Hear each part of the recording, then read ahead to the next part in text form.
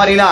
গত 2 দিন আগে সিলেট জেলা স্টেডিয়ামে নর্তকী নাচানোর একটা টার্গেট করে নর্তকী নাচাইবেন, কনসার্ট করবেন, এই কনসার্টের সমস্যা হবে, নর্তকী নাচতে সমস্যা হবে, এর বলে আমার কোরআনের আওয়াজের মাইক বন্ধ করে দিবেন।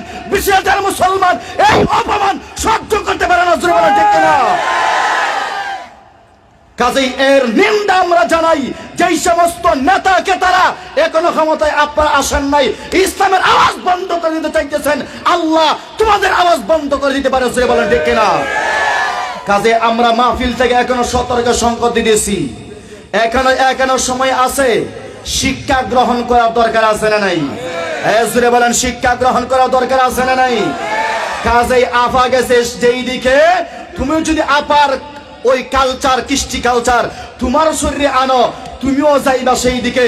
শাহজালালের মুসলমান, শাহজালালের উত্তরসূরি ওরা